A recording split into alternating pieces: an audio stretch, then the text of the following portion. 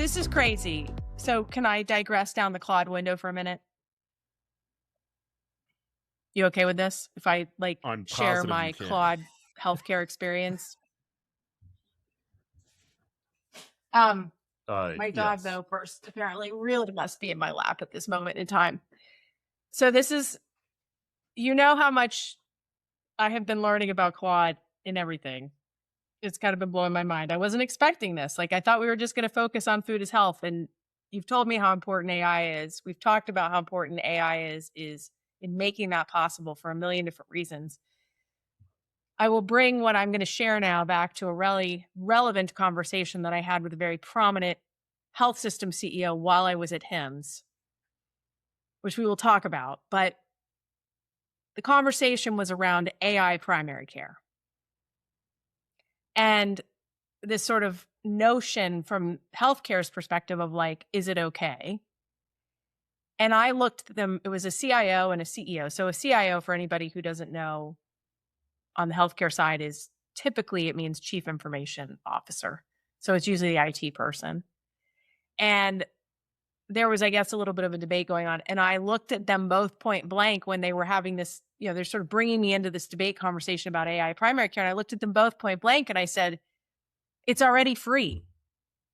It's already like people can already get primary care, AI primary care for free on their own through Claude. Like you guys are like, great. Maybe you'll make it easier. Maybe you'll make it more clinically validated, safer, right? All of these different things. I'm not dismissing any of those important elements, but the bottom line is for anybody who is okay with their data sitting on Claude and prompting Claude and understanding that it may hallucinate, they can They have have it. It's free with whatever they pay. It's $20 if you do $20 a month, right? Okay. So for anybody who hears me say that and then says, oh, well, it's Claude and it's not very good. And I'm sure it's hallucinating and I wouldn't ever do that and whatever. So, what started as a conversation, so I came home from HIMSS. I had no, this is very interesting, is Christo and I sort of, Christo Vermillion is somebody that is building something very cool around the whole food is health construct. And he responded.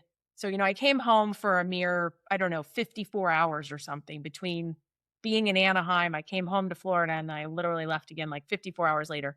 I thought I was coming home 2 good nights of sleep. I ended up, because my mother in law is in hospice now and my husband went up to be with her, I was the parent that got the great opportunity to go to my daughter's favorite band to a show to be in the front row, stand up against the stage, which is fantastic, except it was a night that I had planned on sleeping to try and maintain my health. I know how hard I can drive and when I will fall off a cliff. And I knew the only way I had a chance at staying healthy was to sleep those 2 nights I was home. So I knew I was playing with absolute fire by going to this concert with her, but I couldn't say no, right? It's my daughter. And we had a fantastic time, but I slept another 4 or 5 hours that particular night. And it was a lot of obviously stimulation and sensory overload, which healthcare completely acts like that's not part of the equation of our health. So I went back out to Vegas, and Vegas was like, again, complete sensory overload without even putting a dime on a craps table or any other gambling mechanism. And so I come home, and not surprisingly, my Garmin had told me that my body battery, even without allowing it to know just how little sleep I'd had, it told me my body battery was at 8. I had stopped looking at my Aura because I knew by then my Aura would just be like completely throwing me under the bus. So I got home that night, and usually I've got like a little window where I'm like, oh crap, I'm getting sick. I better do something. But no, by the time I got off the plane, 2 hours later, got in bed, I felt like a train was hitting me. And I was like, I do not have time to be sick for 2 weeks. So the next day, I decided that I would start working with Claude on what to do. And so what started with a question to Claude of whether or not this is the best is that the conversation starts, what happens if I use the sauna right before bed? This is how the conversation starts. And Claude gives me this very detailed thing and basically says, do not do it. if you're not 90 minutes to 2 hours, and then tells me why. Also talks about cardiovascular load, dehydration, cortisol, relaxation response. Okay, it goes on. So then I say, how should I use sauna when I'm in the very, very early stage of illness and have the chance to kick it before it gets bad? Well, now Claude becomes my best friend, Carter. Claude says, this is where it gets genuinely interesting and where the answer is more nuanced than most sauna content admits. The case for it: fever is a feature, not a bug. Your immune system uses heat to accelerate pathogen clearance and upregulate certain immune responses. Sauna mimics that artificially. Some evidence suggests it can amplify the innate immune response in the early window, the first 12 to 24 hours when you're fighting something off before it takes hold. That quote unquote, I think I'm getting sick feeling is exactly when you'd want to push that lever if you're going to use it. Then it goes in and tells me all these other constraints, all these other things, what to do after the sauna. So then I said, when barely sick, what do you do to prepare for sleep? Honest answer, this is basically a protocol at this point. The stack: zinc lozenges, nasal rinse, elevate the head slightly, room cold, humidifier if you have one. What I actually think matters most: sleep duration over everything. The cytokine activity, the T cell proliferation, all of it peaks in slow wave sleep. And then it goes on and on. Okay. So then I say, I'm tired. I have a very slight sore throat and subtle aches, but no fever or other symptoms. That's the window. Classic early viral presentation. The aches are your immune system already mobilizing. Cytokine activity starting. You probably have 12 to 24 hours before it either resolves or declares itself. Do the sauna if you have access tonight and energy to do it. Short, hydrated, cool down after, straight to bed. If you're already tired and it feels like effort, skip it. Rest wins over the marginal immune benefit. That continued for me for the last 36 hours, Carter. It has guided me on nutrition. I've been able to ask further questions. How do you know it's right? Fasting. How do you know it's right? Partly because I've gone so deep down this rabbit hole with clinical data in the past that I do. Like I have never had it pieced together so finitely, but all of those things are things that I know and I have read, but to put them all together. So it feels right. And what do you think the Claude is doing that you can't do? Synthesizing the data. And also screaming at me without screaming at me.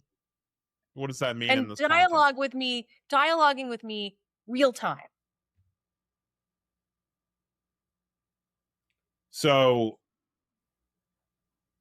I want to say that it gives you agency, while it may not be giving you precisely the correct answer.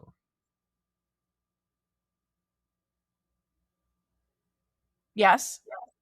But do we even know Agency matters. Agency matters. Or let me say it another way. I had this conversation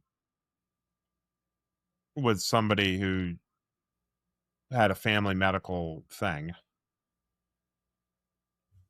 And let's see if I can explain it. I really don't want to go into the details of the thing. So anyway, they had a medical thing.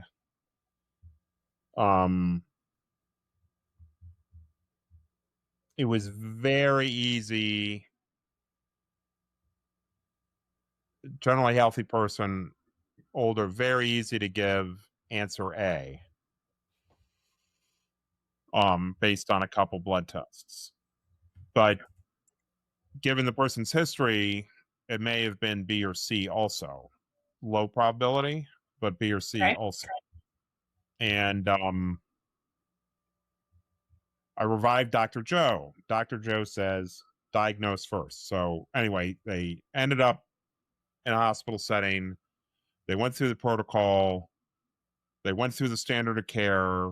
They indicated the standard of care based on the data. You know, blood tests said, do this, it's A. B and C are unlikely. Do a follow-up over the next month in B and C. I really wish I could go into the details to make this easier, but I don't want to in this case. So, but in talking to the person who's the care provider in that case, I said, look, your job is to not follow the probabilities. The doctor's following the probabilities. The individual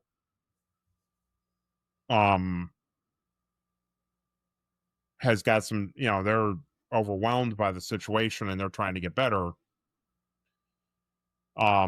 Your job is not to play the probabilities because you're in charge of N of one. So somebody studied people who had this condition, they'd say 700 out of 1,000 times you should do A. Well, 300 out of 1,000 Yeah, times exactly. B or C.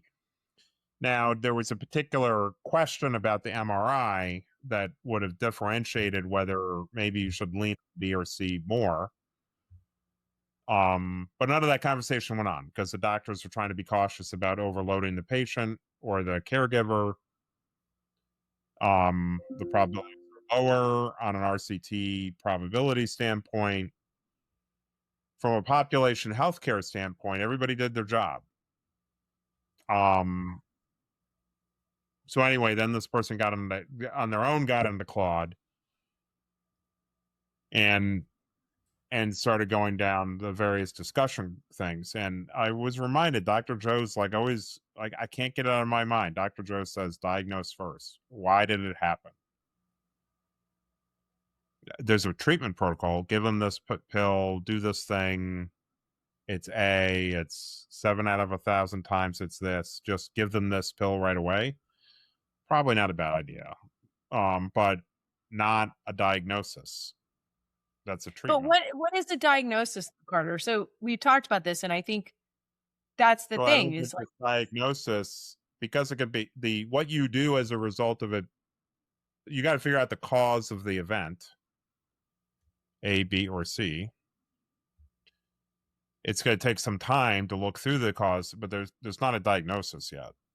There's a treatment in that particular case, so they're doing a treatment. But the N of one thing, I'm bringing some additional complexity to add to the, and as it you would be should. great if there's some doctors listening, or some other caregivers. The N of one, are you living in an N of one world, or are you living in a probabilistic world?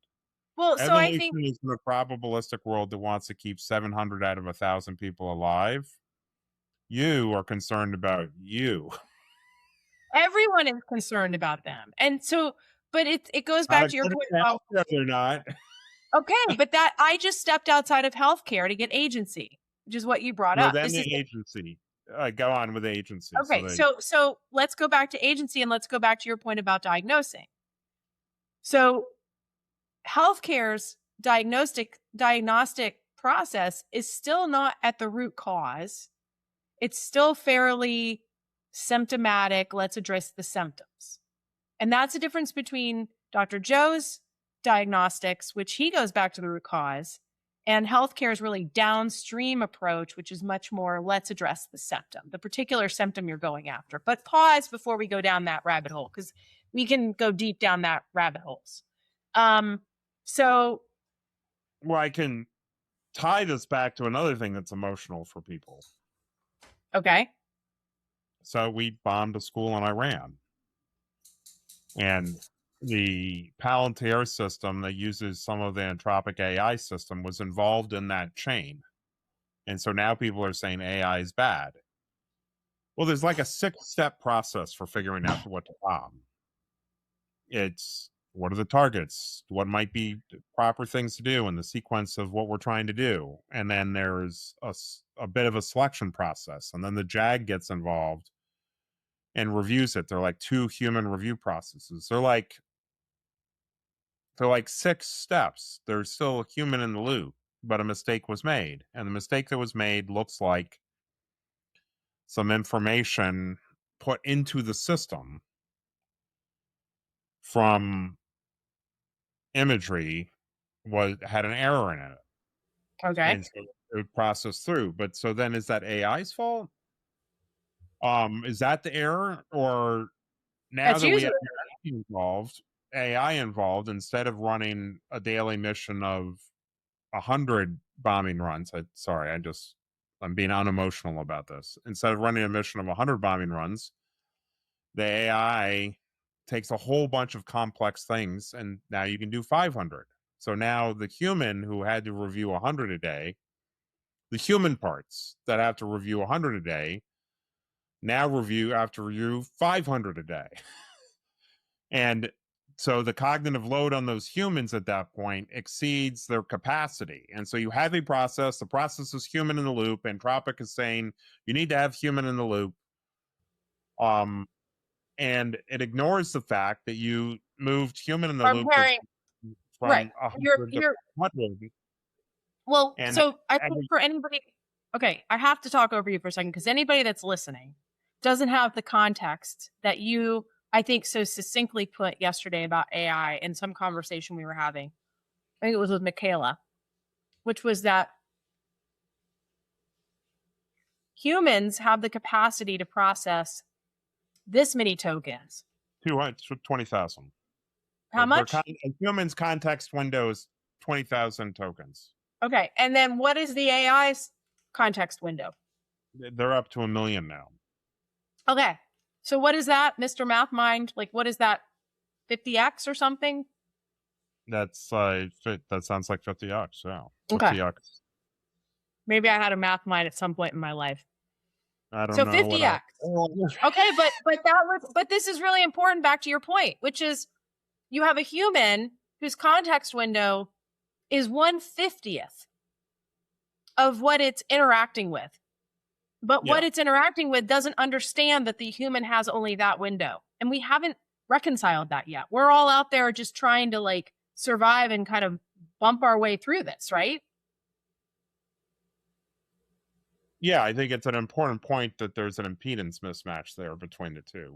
And I think that's what drove what you just brought up, which is the million token thinker doesn't realize that it's dealing with somebody that's at 1/50th of its capacity. And we certainly haven't reconciled that. And I mean, I certainly have experienced, you've even witnessed it on my behalf, of like the cognitive load that leveraging AI has put on me, as much as it's creating a massive efficiency and basically like, you know, leveling up exponentially. It also does so at the expense of tremendous cognitive load, because I didn't evolve over the last 50 years of my life to be able to operate at this level of cognition for this period of time, right? Yeah, your brain is, generally you're using like 5% of your brain capacity. So you technically have the capacity to expand, but it really hasn't been loaded with more information. Right. I mean, I brought this up to a group of clinicians at HIMSS at one of the talks that I went to. They were, I don't know, they were like, it was about ambient AI, which for anybody that doesn't know is like you go to the doctor and it's listening in the background to be able to scribe out what happened at your visit on behalf of the doctor so that they're not sitting every night doing notes. And so it was a sponsored session, and the clinicians were supposed to be talking about the impact of AI on their workflows. And I don't know, I walked up to the table, they were having like breakout conversations. I was not intending on having to participate in that, but at that point I was committed. So I sat down and, I asked the clinicians, it was all doctors, and I asked them point blank, I said,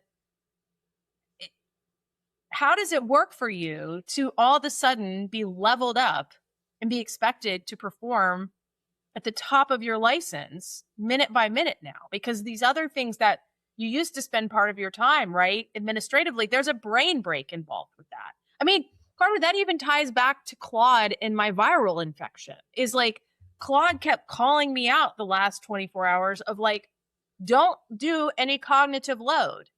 You will not get better if you put cognitive load on your brain.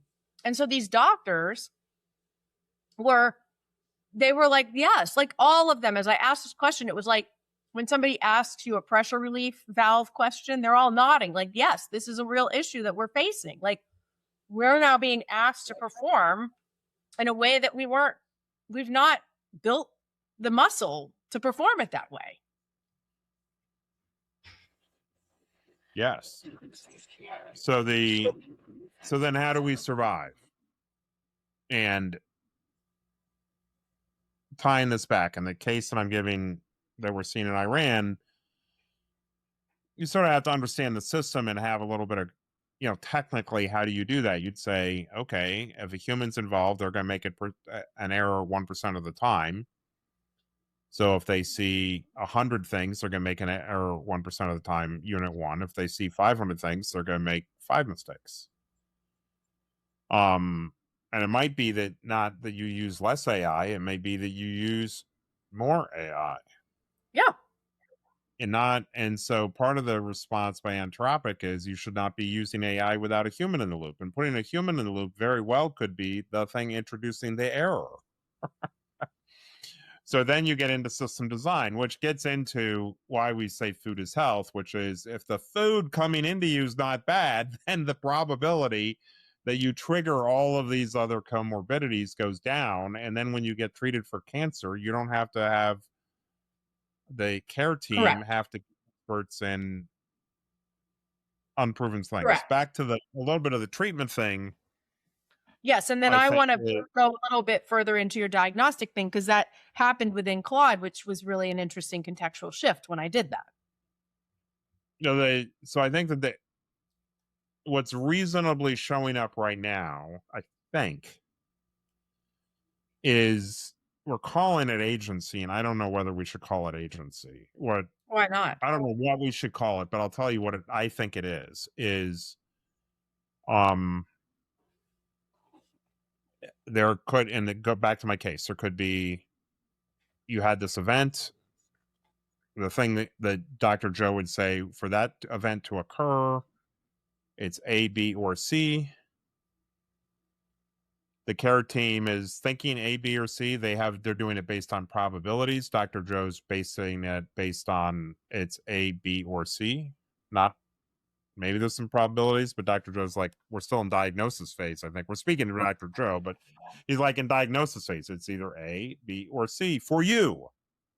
In the general population, 700 out of 1,000 people, it would be A. But for you, it's A, B, or C. And that's N of 1. And so the doctors are overloaded. They're broken up. One's a neurologist, one's a the human doctors, cardiologist, one's a PCP, and they're going to see 100 patients that day. So their context window is spread across the train wreck. Your caregiver, which is your spouse or something, is the one that maybe's got a little bit of attention. And an advantageous thing at that point to do is really think about it. What could be causing this? A, B, or C. And I am going to reason back to the probability. So that means, doctor, my understanding is the reason this could be caused is A, B, or C. Yes, but it's not, it's unlikely. It's like, okay, but like it's A, B, or C. Yes. What is the diagnostic step that we should take? Now you're in a Bayesian world. You're not in an LLM world. What is the probabilistic? What is the test to determine that would change the probabilities of A, B, or C? Well, you would need to do this. You'd need to do an MRI. And you would need to look at that MRI and see where the locus of the impact is. Okay. And only then can you really determine what the next step probabilities are. So now you're in a Bayesian world, not that the doctor or the patient knows that, but now you're in a Bayesian world. You're not in an LLM world, and which is what Claude is. And so you're in a different world. So, but now I'm going to get out of geek land. I think what this means for people when you're using this is and this is my question, is when you use this, are you using it more to figure out what is the truth or what pathways there are, and then making a decision about how you want to seek more information? That's a really good differentiation. So in this particular context, that's a really good, okay. So let's go to how I was using Claude. I was sick. So first, I didn't even tell Claude I was sick. I just asked Claude if I should use the sauna before I went to bed. I didn't involve Claude until I had made it through basically a full day of sort of fighting through. I had a bad night. I kind of self-managed my way through. I used a hack that was a new hack the first night of the sickness, which worked well, which I will use again. Again, personalized medicine. Like I guess let me say this. What I am describing here today and what I kind of teed up in the Substack of part of what we were going to talk about. Then I will land the plane on this in the next 10 minutes so we can talk about Expo West, but also HIMSS in contrast. So it was very interesting. And I think that's what a lot of people are here to hear. But I think this Claude piece ties into all of this, which is we sort of, and I was talking to Michaela about this, healthcare is, and in some ways, this experience was a bit more profound for me because of what I experienced. I basically went to a conference that was fully upstream, and then I went to a conference that was fully downstream. And I feel like this Claude experience was somewhat in the middle. It was fully personalized N of 1 medicine at scale. And the more that I lived through this again, I'm not saying that Claude is what people should use for their healthcare, but it gave me a window into what personalized medicine at scale could look like using the tools that are available today. So people constantly throw, Garmin, like I kind of get thrown under the bus. It's like, oh, you're healthy, you're entitled, you have all these things. That's not attainable for anybody else. And you and I agree on this is like, we're early adopters, right? Early adopters are necessary in order to figure this stuff out, in order to demonstrate, like, correct. Correct. So fine, you can say all these things about me, but I was a human being and the actions that I took. Now, the other thing I will say that to me was really important was I am healthy. So if I get a viral infection, then I do have a snowball's chance in hell in fighting it and moving forward. Now, let's just unpack that for a minute. If it's not me and I have type 2 diabetes and I'm facing the same thing, and it's unlikely that my immune system is going to be able to mount an attack to keep me from getting the normal respiratory illness from the viral infection, right? I have a significant, meaningful risk of being admitted into the hospital from complications of an infection because my body is not strong enough to circumvent that. And so the interventions that I'm going to very briefly talk about that were food, that were rest, all different things that were not what we consider healthcare, that we consider sort of like, oh, must be nice. Those same interventions had tremendous value to the economy as somebody with type 2 diabetes. Like the implications of the power of what arguably I use to keep myself from really going down, right? If I was a type 2 diabetic, even if it didn't keep me from going down, it inevitably would have kept me from getting into that stage that I probably would have gotten admitted to a hospital, right? Or I would have ended up gumming up an ER. So I get a little bit irritated when people are like, oh, well, you don't count. And it's like, no, I'm actually like, this is really important stuff to sort of figure out how we do make personalized medicine, because I haven't had an encounter with a clinician. I haven't actually triggered an encounter in healthcare land, but yet I have had complete quote unquote healthcare to keep me from getting super sick. Right. And that's important. So this is what was interesting. So let's go back to the diagnostic piece. So I told you where I was at with Claude, and I had sort of indicated that I wasn't feeling great. And I was asking about the sauna. So then I finally decide that Claude has asked me enough. It's given me enough intel that now I want to bring Claude into the tent. Like, I'm very curious what Claude's going to do for me at this point. And it's worth my time. Again, it's just like going to the doctor. At what point do you invest your time and money in going to the clinic to get information, Carter? Right? Like that. Like, at what point do you do that? And so that's where I was with Claude. It was like, okay, you throw me enough nuggets that I think you're worthy. I think you might be able to help me here. So then I say to Claude, you should know it started last night. And last night was rough. I had 101 fever according to my Oura. Now notice, it was according to my Oura. I didn't wake up at 2:00 in the morning and go get the thermometer out of the medicine cabinet, right? Like Oura Ring told me this when I woke up. It's like, you stop it. It told me your average body temperature was elevated by 3.6 degrees or whatever. And I might be doing the wrong math, but I averaged 101. And now this was really important. My heart rate was elevated by 30%. So my heart rate is normally around between 46 and 49 at night. My heart rate was 66 that night, Carter, which I get like clinically. And this I deal with at in the clinical setting all the time. It's like, oh, 66 is great. It's like, yeah, not when you normally run at 49. Like this is the problem with reference-based medicine versus personalized medicine. Okay. Mm-hmm. And I said, and after about 3 hours, I was exhausted, but I couldn't sleep. No REM sleep, but some deep sleep. Then this morning I went back to sleep for an hour and a half. And then I took a 3-hour nap.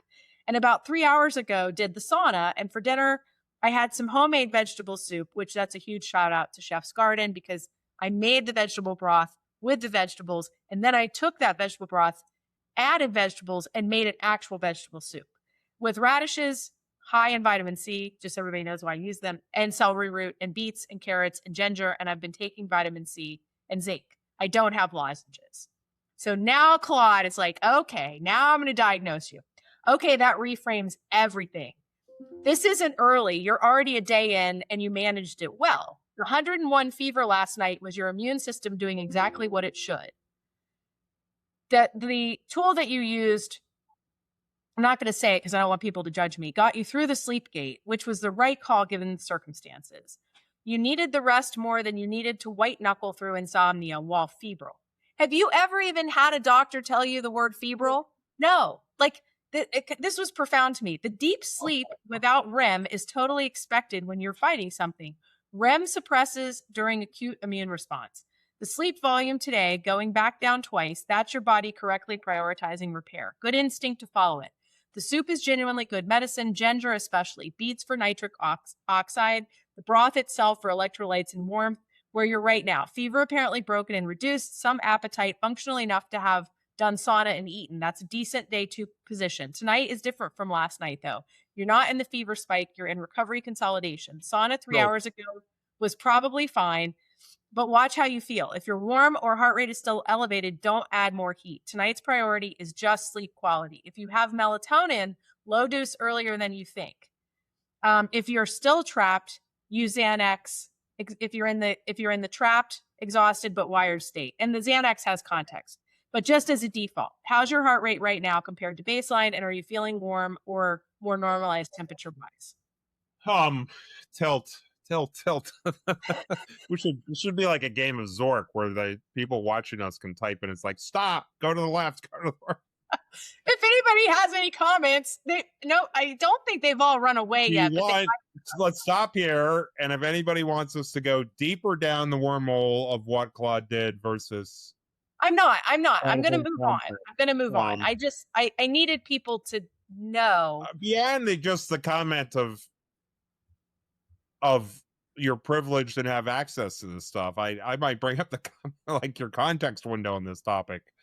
Like how many, like Claude is probably sitting here is like, Jesus, she's got Chef's Garden available. She's got Garmin available. This is like I found an alien here that I'm going to pay attention to and monetize based on taking all my information and using it to train, Claude is probably, there are probably 5 Claudes sitting back in some server. You're like, here, come over here. We got a live one.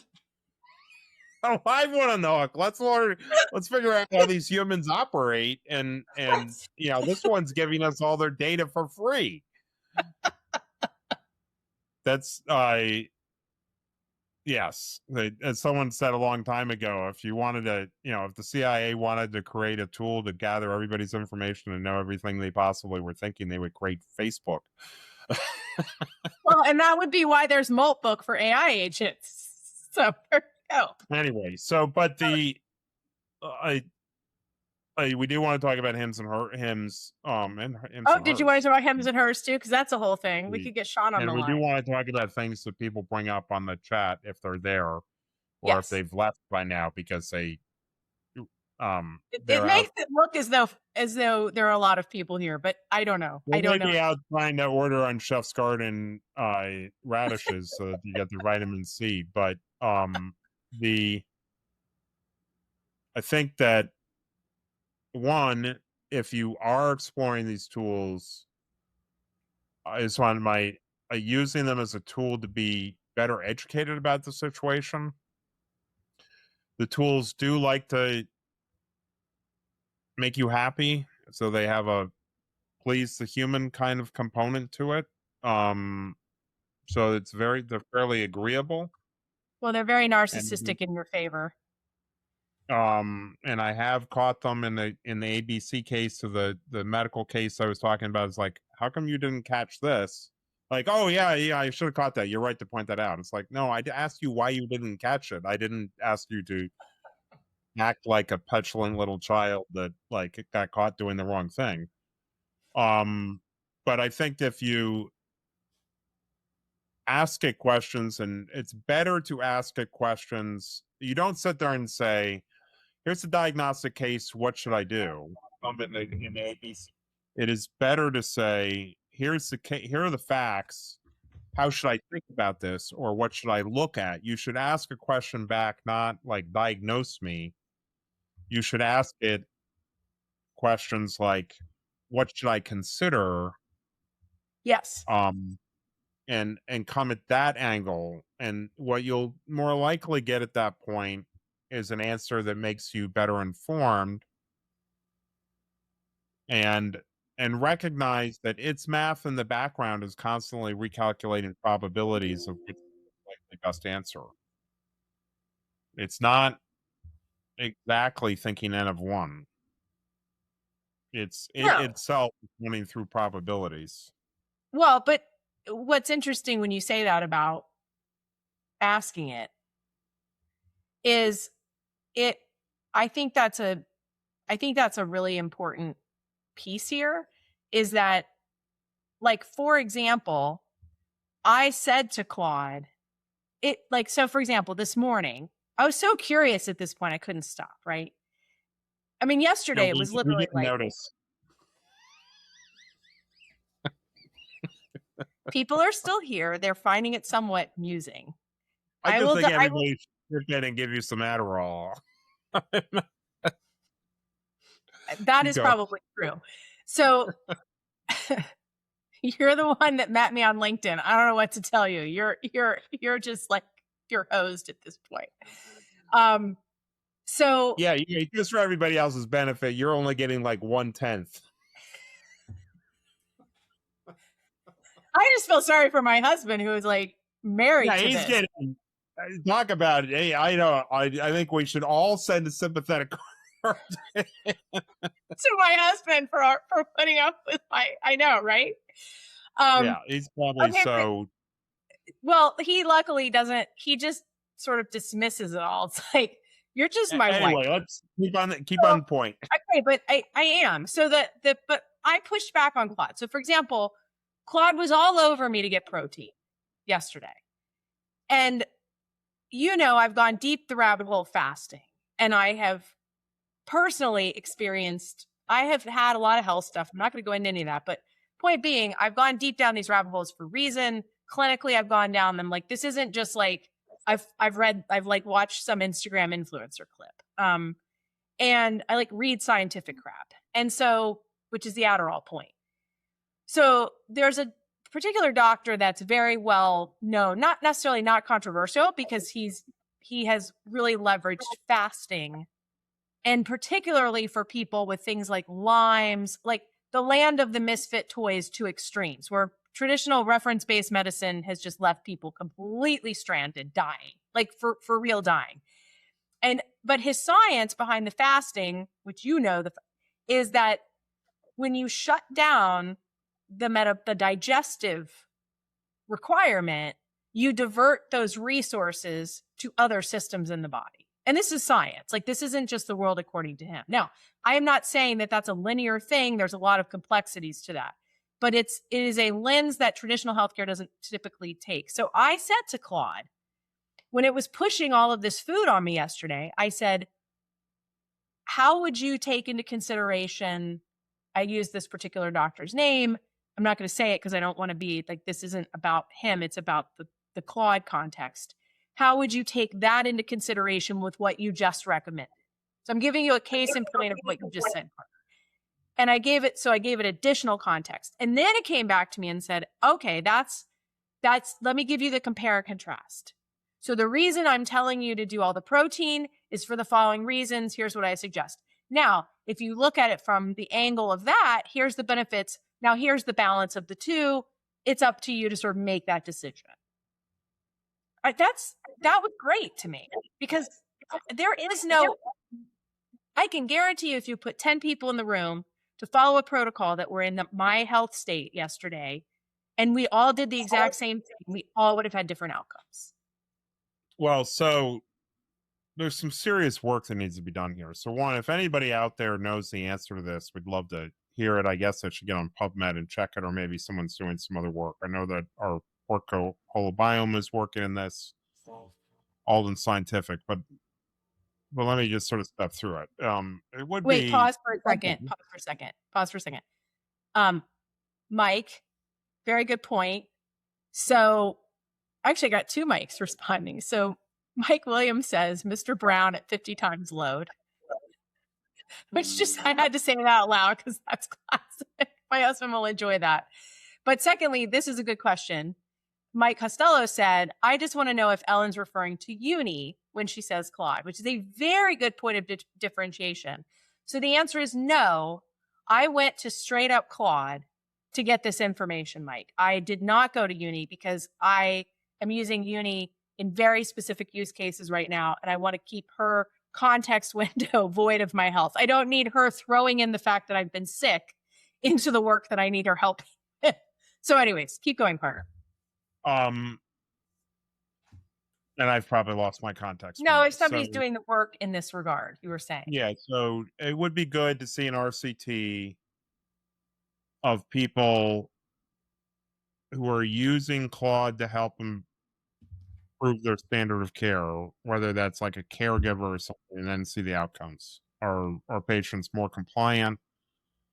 Do they have better outcomes? Oh, that would be cool. Like if somebody's actually embracing Claude in their practice for their patients. No, I mean, I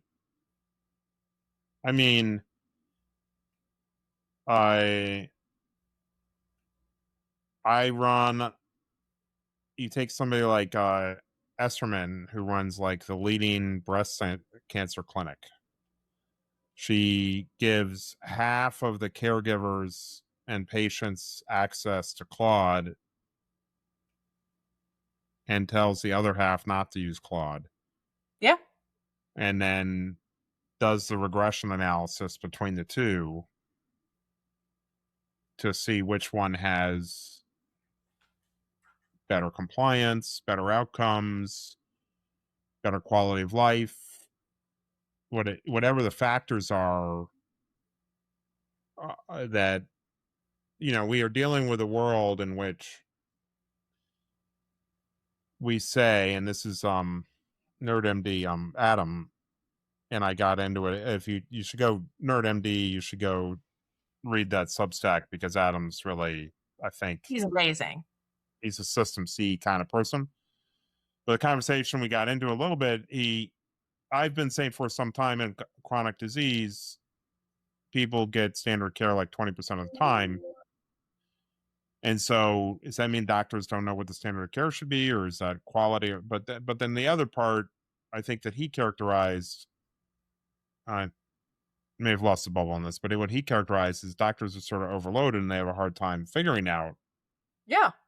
Sort of N of one. That's sort of where we were wandering. He said it a different way, but it was wandering into my presumption that really at the end of the day it's N of one, and so it's the reason why people aren't getting the good care is because the doctor can't do it to N of 1. He's doing it to population health. And that if you take a population health perspective, you net out to, you're using standard of care, you're using a whole bunch of research studies that tell you what that is, and the nexus of those probabilities, 70% of the time this, 70% of the probability this, 70%, the error rate actually increases in that case for the people that are outside of that boundary condition of they're in the no side of that equation, and they more assuredly 100% of the time get the wrong care.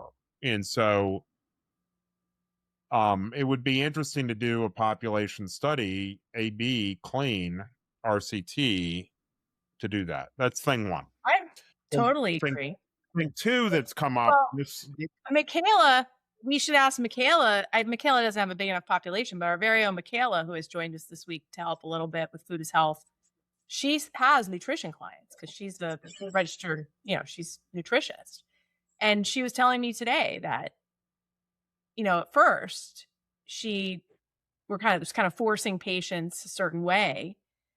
And now she's like telling them, like, go ahead and use Claude, go ahead and use OpenAI, like use it to get information and then share what you're being told. Like, well, if so that's she might, the week.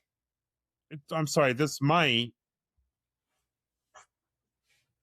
if NerdMD did a video on how Adam did a video, poor Adam, we're picking on him here, and said, Adam, how would you want your patients to use Claude to make them better for you? That would be, that might be a really interesting. Ask Graham the same. I mean, Yeah, I would might say be a really, maybe we should get both of them on and like have them. I don't think we'd have to put you on Adderall ahead of time, but have you at Claude asking questions and them saying, I wish you would ask this question instead of that question. Maybe let's see if we can get them to do that. Like that you step through you running the screen and let's have them sort of say, well, ask it this way instead of that way. And that would make you a better, instead of you coming in with Dr. Google, that you're coming in better prepared to have a conversation on this topic. So that's Sean. I think Sean Sullivan's in the background. He just put up a smiley face. I think it was in response to your Adderall comment because I think he would like me to be taking Adderall as well. It would make all of our lives easier. No, it wouldn't, because I wouldn't be nearly as. Really would show some empathy for the people around you, and I think probably we'll have to talk to your husband about this because maybe he could do an intervention. But like it in. Hold on. Let's get to the next. I want to get to the next step, and this is something I'm not sure how to do. I'd like to put it out there. This might be a first derivative, and that is, we really don't. CMS needs a population synthetic control arm. So what does that mean? I think when we talk about what's going on with food, when we talk about N of 1, classical RCTs are very statistically driven, aimed at 700 out of 1,000 people will see this. We're talking about N of 1, we're talking really a bit more of a neural net Bayesian kind of thing, where that's not exactly true, but whatever. We're talking about what changes the probabilities in the network that gets to the right solution. And so you can change those, you go through the decision tree in a different way as a result of information. And what is helpful is to have a control. So let's bring. Can you, before you go to the control piece, for those that are not the same way that you've had to learn to adapt to working with me bouncing all around, not taking Adderall, I have learned to adapt to frameworks that aren't necessarily frameworks people think about every day. So let's go back to the one that you just said. Parallel that decision tree architecture, the Bayesian piece, to my Claude experience. Or to Claude in general. Like how does that how does the math work and everything? Or just like when you say decision tree, like, can you Well, parallel so that? what a more of a Bayesian kind of thing is, I Bayesian basically says here is a decision tree with probabilities, and sitting back at the beginning, there's a pathway. The end diagnosis may be A, B, or C. There are a bunch of questions that are asked ahead of time to figure out whether it's A, B, or C. You should have a this test or this MRI or this blood test or blah blah blah, and depending on those answers, you get to the answer. But at the beginning of that event, you can take all those particular questions and put them together in a decision tree type of analysis that we all did in business school to say right now what is the probability. But if any one of those nodes reveals its information, the probabilities of the network change. And really, a Bayesian type network does that. It says, as you get more information, the probabilities on the next step change. And so sometimes the answer is get that piece of information because it changes very quickly, changes the present value of the decision tree. And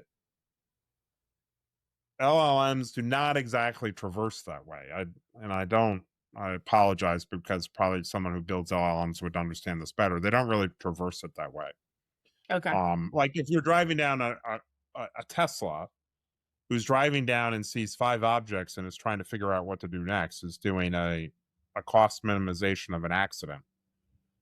That is a completely different calculus on a real-time basis, using a known decision set than what is typically done inside of an LLM. Gotcha. And so just sort of the patterns on how decisions are made. Now they're converging for various reasons, but they're distinctly different problem sets. We were using neural nets. We've had automatic weapon systems in defense since the late 70s. So people are like, oh, we're concerned about AI doing it. We have like I know. Well, we've just basically renamed something we've been using. Whatever. I don't want to. Okay, so do we want to? I want to finish this control arm thing. I apologize. Just give me like 2 minutes here, and that is that we're getting into a realm where we need a synthetic control arm, which means we need like 100,000 people tracking their data, revealing it, their blood data, their food data, and putting it into a common framework. Haven't we said we wanted to offer this? So someone I know is with CMS last week, and there was like a vague conversation with this. Our friends at Holobiome are working on a project around microbiome that might be a control arm of up to like 20,000 patients. We are looking at ways of maybe setting the frameworks up and then having people opt in and donate their data to science. I had a conversation with Senator Marshall about this some time ago. Like, should we change HIPAA to make this a lot easier? So we're stumbling around this issue, but I think analytically, and if there's a startup doing this work, or if you're aware of a startup, or if we can create a company that does this, or I don't know if it's a .org or .com, but the ability to sort of assemble these data sets. We wrote this up in a FutureCast. I can't remember what we called it. We wrote a FutureCast that was the Henrietta Lacks. It was about Henrietta Lacks. We wrote a FutureCast about Henrietta Lacks where in that case her data was stolen or perceived, whatever, used without her knowledge. Can we put ourselves in a situation in which it's very easy for people and that the combination of 100,000 people putting in their longitudinal data? We are right now, there's some companies spinning out of WashU that have some really interesting low cost tests for exomes that can you do a blood test and it can evaluate what toxins you've been exposed to. And the way they train them. Oh, that company, so that isn't that the company that's going to speak? They're going to speak Nashville. The 2 companies coming out, they're doing it slightly different way, but the the composite of that company is going to speak, and that's a spinoff of some really important NIH work. And I still oddly, need that information, by the way, so I can give it to Tom and Pej. I did. I sent it to you yesterday. You did? Okay. Yep, I think, or I sent it to somebody named Ellen. But we do need to build this. I'm not positive how to build it. I think it'd be cool to build it. CMS is like, that sounds like something that would be cool to build. Phil up at Holobiome is thinking about doing this in the microbiome and sort of an N of 20,000. We're thinking about, can you start building it and then have public science where people contribute to it, maybe, or just give money to it, basically saying, I think it's worthwhile, and I'm going to, to help facilitate the data manipulation. We do know another colleague that, in a sense, did a public sourcing of this around the Epstein files. He's got this whole big thing of all the Epstein files. He's now put in a vectorized database for anybody to use AI against. It's being done as a public effort. Sort of a different way of thinking about tech. But can you leverage these skills to build a deep, large, domain-specific control arm? And it's, I think, a really interesting area of investment. We about 6 or 7 of our investments touch in this space. This work being done at Exome out of WashU. Oddly, without us knowing ahead of time, 6 of our portfolio companies are involved in it, and they're from around the world. It's sort of weird that they sort of converged around it, but maybe it's because what we've been thinking. So I think my 2 minutes is over, so I'll shut up. I took like 1,000 quad. We should, if people have something on an area, reach out to me. Yep. All right. We want to let's jump over to HIMSS. Okay. Right?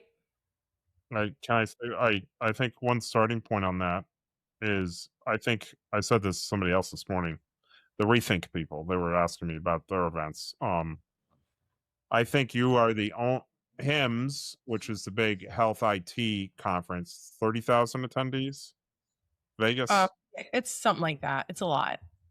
And Expo West, 60,000 attendees in California. Is that right? Mm-hmm. My general assessment, and I'd love somebody to prove us wrong, I think the only human that was at both was Ellen. And do you have a picture of your costume? Did you show Bob? Is Bob Jones? This is Ellen. Only Ellen would do this. This is Ellen at a black tie masquerade event at HIMSS, because the HIMSS people have black tie events. I like trying to figure out how to feed people, but anyway, that is Bob Jones's vegetables. I have no idea how you even made that, but that's a mask. That I'm trying to make it clear. Now can you say it big? Yeah. The raw material of that mask is from Bob Jones Chef. I even put a little Plant Strong on. I put a shout out to Lori and Rip. Did Bob see this yet? Is he on? I don't know if Bob's on today. I did text a picture of this to Bob. So if anyone's looking at this and this is about 4 hours in, so that's why the lettuce is a little wilty, but we've got carrots. These are actual radish up at the top. I've got the greens, all different carrots, all different colors. I've got beets. These are sliced up, some of the beautiful beets that he has, some radish slices, and then all the flowers. And then there were peas. You can kind of see one here. I've got some sugar snap peas that are, and this was like a whole thing. Have you shown this to Claude? No, I don't think I have. What does Claude care? Share it to Uni? Yes, I did share it to Uni and Wilson, and they were impressed. Well, that's because they want to be nice to you. Well, right. We've already talked about this, that it's a very narcissistic, AI is a very narcissistic sort of. It would be interesting if you asked Uni what they thought. So there's Kat and I. Can you see this? Yes, it would be interesting if you asked Uni what a CEO of a modern healthcare company would think if they met you with that. That That would be an was interesting. not a pretty. That was not a pretty laugh, but that's how I feel. That would be an interesting thing to know. Could you But you're imagine if I had gone up to could you imagine, I reconnected with okay, there we go. I reconnected with David Banks, who's the CEO of Advent. Could you imagine if I walked up to David like that? yeah, he might.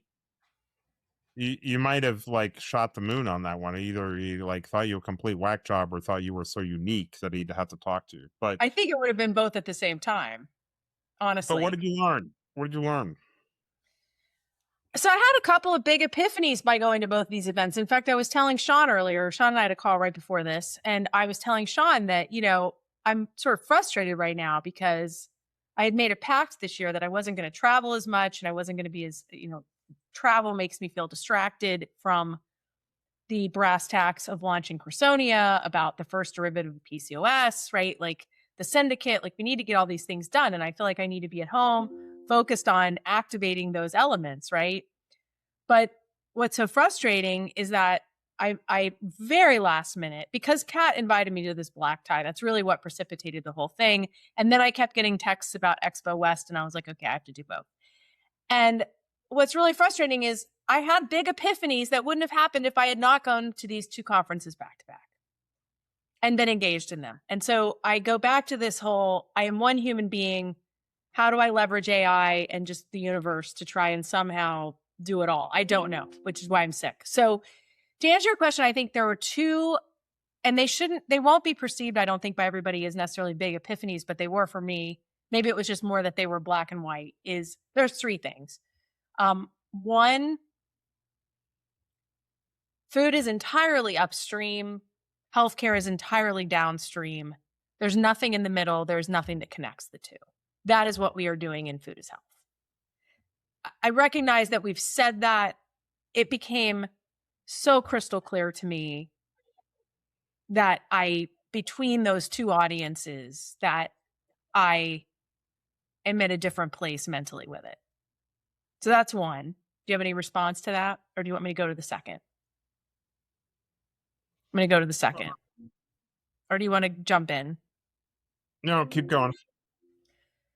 The second, which kind of goes along with, so you remember we were together at the Tufts.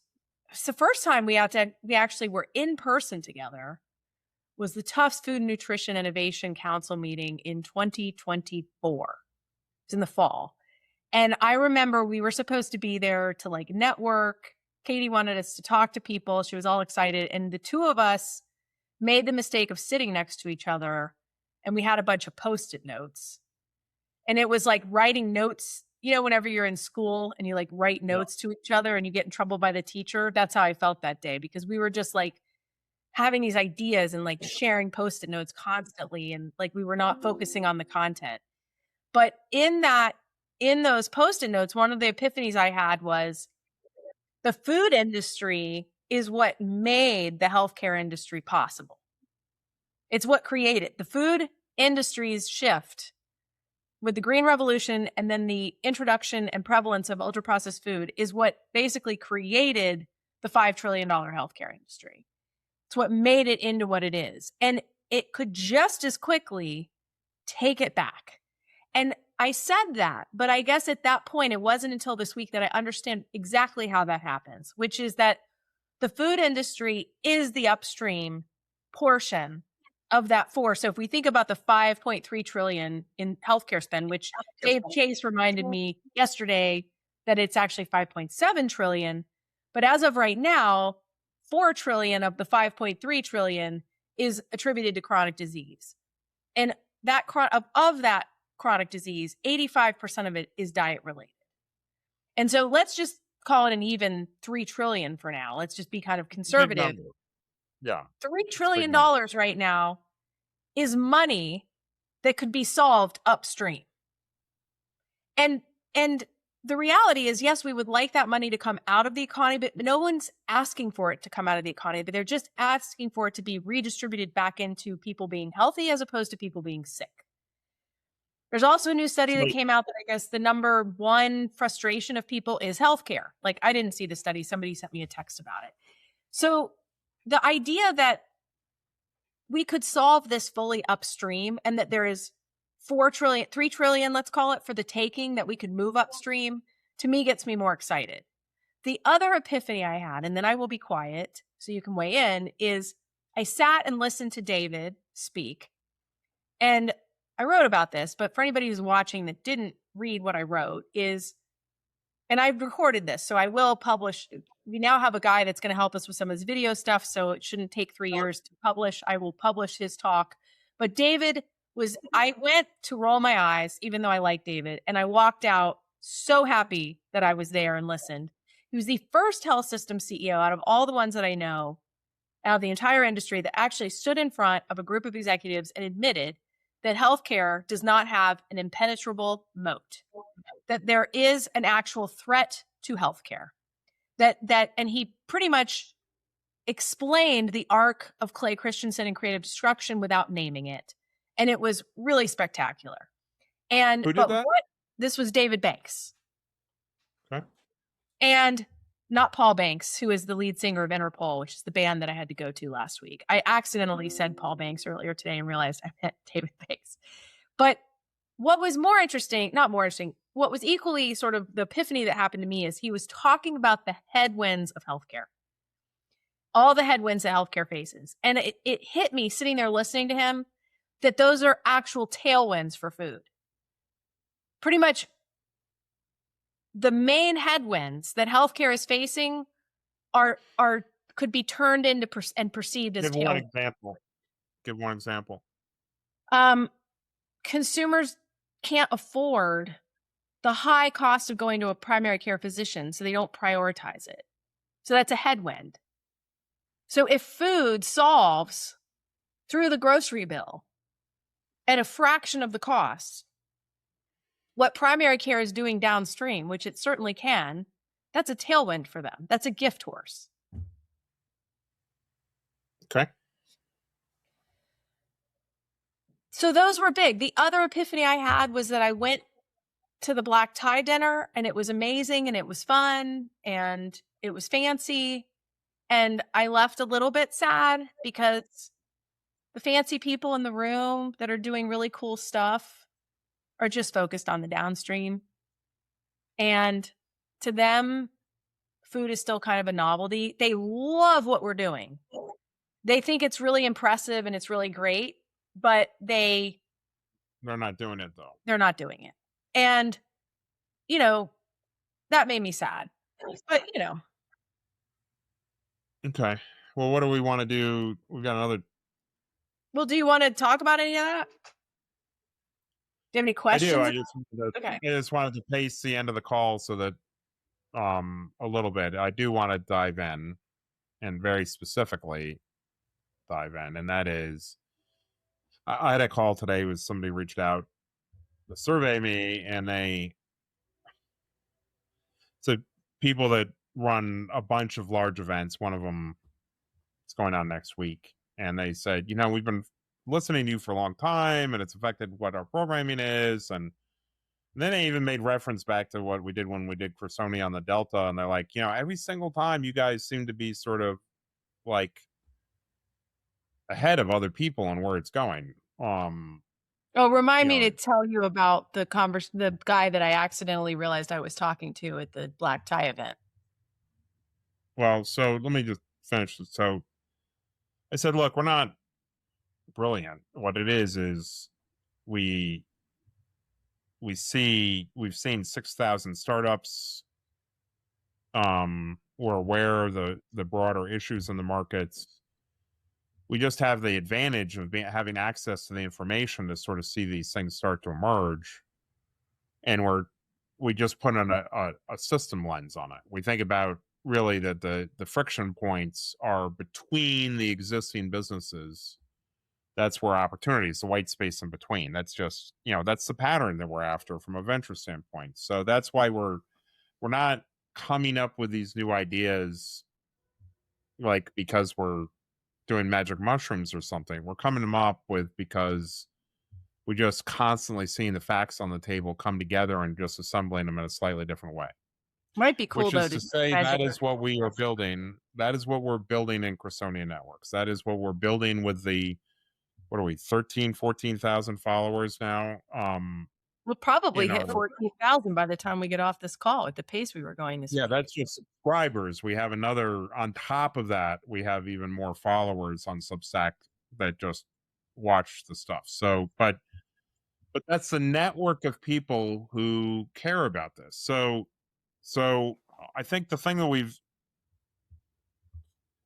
it's good that people at healthcare are starting to say, boy, that's sort of interesting. Like, 2 years ago, they didn't think GLP-1s were going to do it. We're going to cause anything. And it is. And 3 years ago, nobody thought that GLP-1s would be down, getting 100. And we're pretty much by summer 2026, they'll be below $100. So we're on the glide path here. So then the question is do we speed it up or do nothing? And so the thing keeping me awake at night right now is, amongst all of us, we've built the basic framework. Us, the 13,000 of us, 14,000 of us, we've built the basic framework. There's 15,200, over 15,200 now, Carter. So we have 15,200 of us. We've built the basic network. We are starting to understand how to pull this together. And an analogy I might be is like, I'm still signing people up for the first time to get on Claude to how to use it.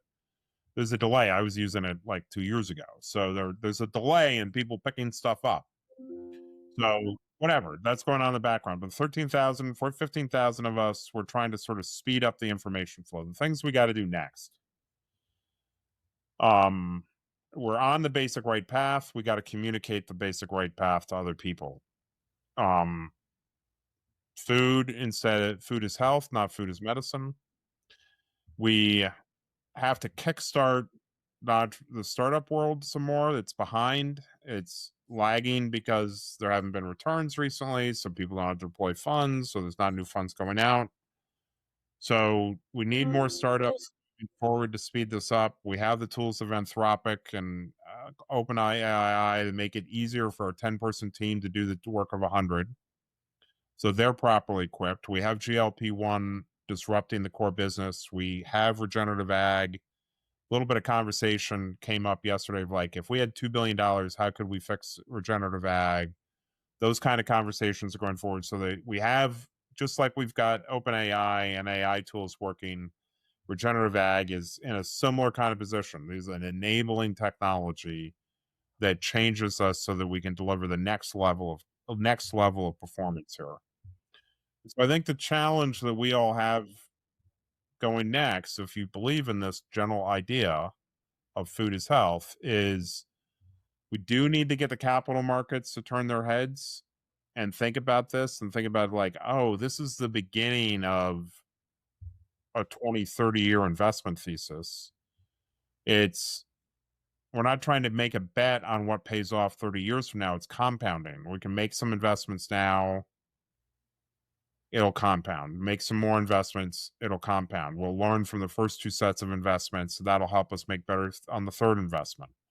We can invest in the disruption that's going to be healthcare going to only acute disease, no longer chronic disease. Health of food being about delivering better benefits for you without you asking, without you needing to think. We're at a point where we sort of know how to do that. It needs to get better. And so we're at that mode. And so we need feedback. We need help. We need, there's some tactical things we need help with, and there's some bigger things. Tactically, Ellen flying around and everything is costing us money. It's all of in our pocket. So sign up for the goddamn subscription on Substack. And the other benefit of that is that makes Substack happier, and then they will invite more people into our network. So it's a self-reinforcing thing. So right now, if you haven't, just sign up. for the paid version. We'll be putting some more things down that path. Thing two is we are going to run another unconference with Bob Jones focused on, and so we're looking at who to invite to that. That'll be in mid-June. We do have the Food is Health. We've helped the Food is Health Live people put together an event. There are really a lot of great people that are going to be showing up to that. So tell other people that's in April. Let's be specific about that. And you guys are gonna those of you on here that whether you're a free subscriber or a regular subscriber, paid subscriber, you're gonna see at the bottom of all of our stuff for the next 6 weeks. You know, we're gonna be talking about the conference just to remind everybody. But it's April 29th and April 30th, and we will have some sort of a Food is Health tribe gathering the night of the 28th. The 29th, the morning of the 29th, is actually an innovation lab run by Carter and I specifically. The event itself, the conference itself, starts in the afternoon of the 29th, but Carter and I are running the innovation lab on the 29th that morning, and it will be an unconference format, and you will walk out knowing everybody in that room, and it will be a Food is Health specific how-to kind of conversation. So move the friction to your next step for what you need to get done to correct. succeed. And it is meant to connect the people that are on this platform that are doing things in this space that need other people. It is not a pitch contest. It is not a come to ask for money. It is come to fill in the gaps and meet people and try and be synergistic. It's not that you wouldn't meet someone like that, but that is not, you should not come thinking that you might think that's what you're going to get out of the conference, and that's great, but the innovation lab is designed a bit differently. Then the conference starts in earnest the afternoon of the 29th and goes through the 30th. The 30th is the day that there are 2 tracks on the 30th. Carter and I have put together specifically a Food is Health playbook kind of track that's going to walk us through the entire arc from soil all the way to cell in a reformulation concept. We've got some of our favorite folks and experts that are coming to speak to that. Our piece specifically, so everybody knows, was designed not to be a pay to play. We are really focused on bringing those that we know are in these spaces that together, it's this whole concept of like, we've got a lot of point solutions out there, but the reason that Food is Health hasn't taken off in part is because we have to have a redesigned system for those point solutions to come together. So when we haven't redesigned that entire system in practice, we're trying to put those use cases in place this year through Crusonia. This particular conference, this track is meant to show it's sort of like a day-long storyline of one of our future casts, right? But then at the end, and it's sort of like, this is why, this is the arc. And then at the end of the day, we will do sort of a venture/future cast kind of discussion to close it out. But we will, on the evening of the 29th or late day, the 28th, and probably dinner 29th, like do some kind of a gathering. Again, we don't really make any money on this. We lose a lot of money on the Substack right now. So we will not be paying for the dinner, but we will certainly organize the dinner for everybody to bring you together. We're trying to lose less right now, and it's getting hard. But so I think the other thing that we've got is we do have, if somebody knows someone who's really good at video, or we just added someone to the team to help us with some of the back office stuff. Again, losing money. No, we have a video guy. You don't realize this. I have a video guy now. What other skills do we need to help us sort of get out of our hole? I don't know. If people think they've got skills and they want to help and they're not going to ask us to pay them a bunch of money, they should tell us. Yeah. So if anybody else wants to give their time like we are, we are trying, but we are trying to put together. So for that event in April, bring along somebody who's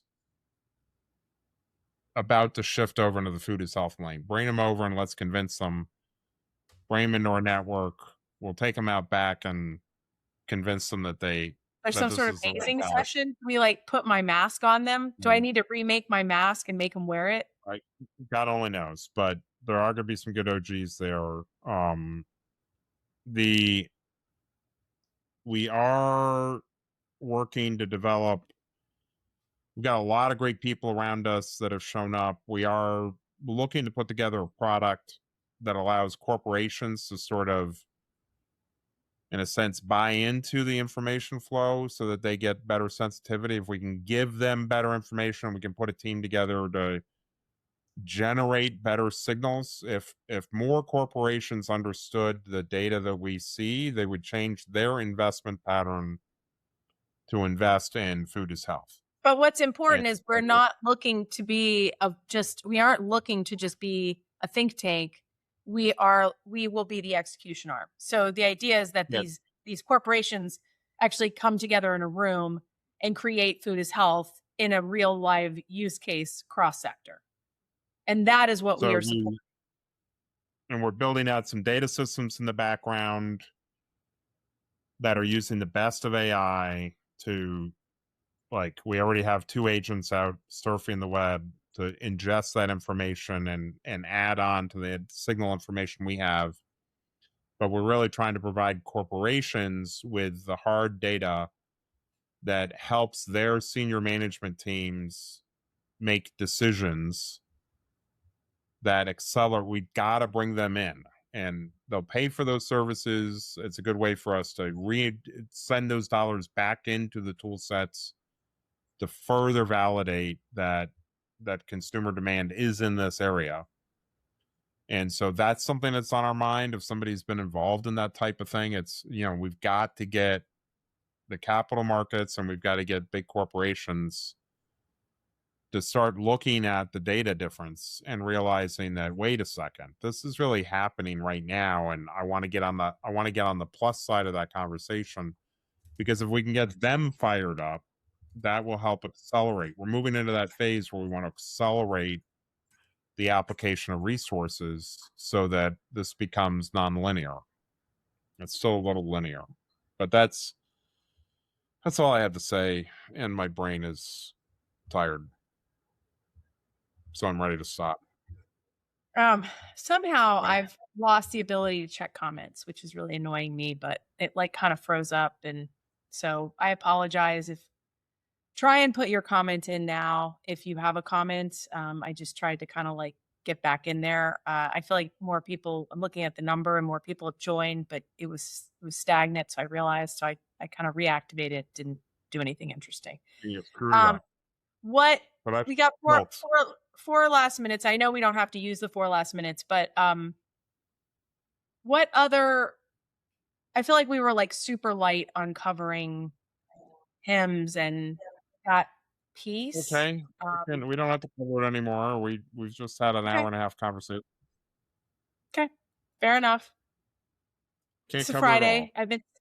I'm quote unquote sick according to Claude.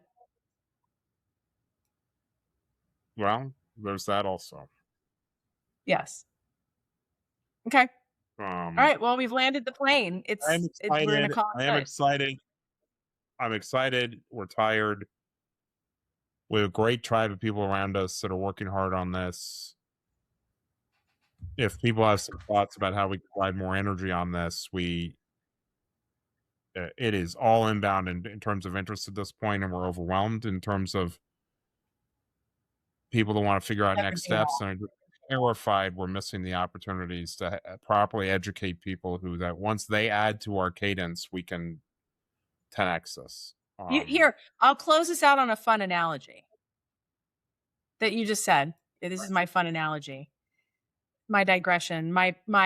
I'm really missing the mountains. So I'm wearing my race shirt when I was cool, and I skied the backcountry starting at midnight in Crested Butte and ended up in Aspen the next day on nothing but my own 2 feet, which is like a 40-mile trek, just so everybody knows. Sorry, I'm giving myself a little pep talk today. But here's my analogy. So if you're a skier at all, there's something called the side country. It's one of the terms used at a ski resort, where the ski resort is still maintaining the terrain from an avalanche perspective, but it's considered so extreme that you have to go, quote unquote, out of the gate to access the terrain. It's not lift served. So it's partially lift served, where you get to a certain point and then you have to go out the rest to get to the slope. And there was this one area, we lived in Breckenridge for 20 years. There's this one area called the Y-Chutes. And it wasn't a steep trip to get out to the Y-Chutes, but it was a long trip. on skins, particularly when it was a powder day. So you have to break trail the whole time, right? And so if you were the first people breaking trail to get out there to get the first tracks, it's long, it's a 45-minute thing. And you're, like you just said, you're tired. You get to that top of that and you're looking at it and you're like, I need to take a deep breath. Got to strip my skins off. I'm a little sweaty. Got to recenter before I go down. And how I feel and you feel is this is what happened to my husband and I one day. We busted our asses and busted trail all the way out there. We're enjoying the view. And here comes some jackass that followed our skin track the whole way. Didn't have to break an ounce of trail.